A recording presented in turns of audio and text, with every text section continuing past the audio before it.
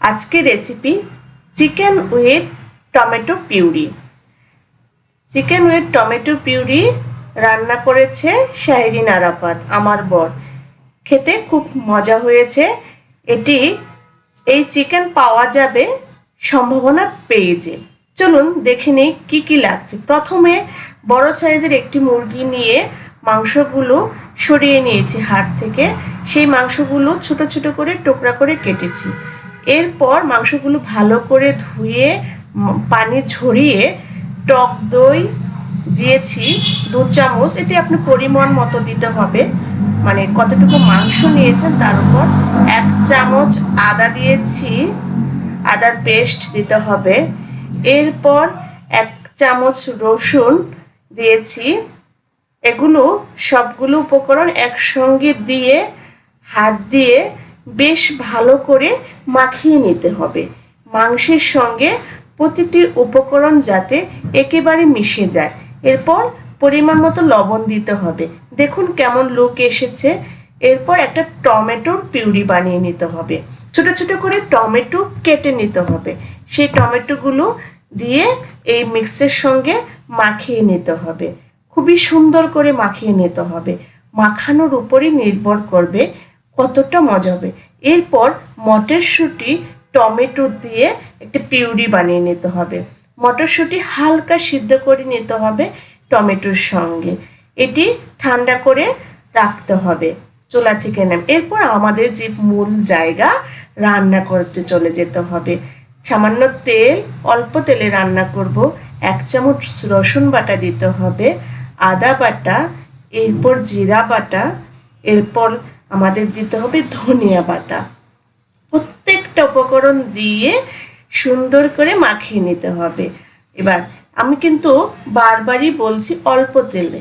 পেঁয়াজ দিয়েছি বেশ কয়েকটা পেঁয়াজ দিয়ে এই রান্নাটা করতে হবে। এরপর রান্নাটা সুন্দর করে কষিয়ে নিতে হবে। তেল আবার একটু দিলাম, একটু কম হয়ে গিয়েছিল। এই তেল আপনারা বারবার বলছি রান্না করেছেন আমার বর শাহরিন আরাফাত।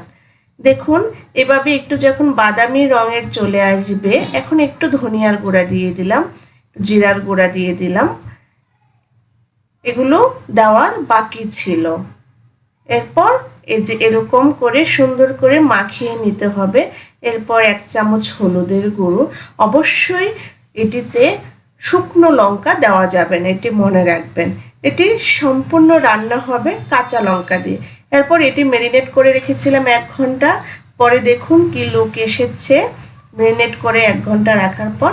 এরপর আমরা সেই কষানো মশলার ভেতরে মূল যে উপকরণ মাংস এবং টমেটোর টক দই সেটি দিয়ে দিচ্ছি।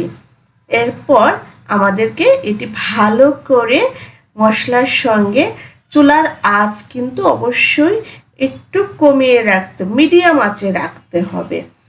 আমরা ঢেকে দিয়েছি। 5 মিনিট পরে আসছি। 5 মিনিট পরে মশলাগুলোর এরকম রং এসেছে। আমাদের রান্না তো প্রায় শেষ হয়ে যাবে, কারণ যেহেতু ম্যারিনেট করে রেখেছি। এরপর আমরা আমাদের যে সেই মটরশুঁটি এবং টমেটোর পিউরি সেটি দিয়ে আবারও বেশক্ষণ মাখিয়ে এরপর কাঁচামরিচগুলো একটু কেটে বেশ কয়েকটা কাঁচামরিচ দিয়ে দিয়েছি।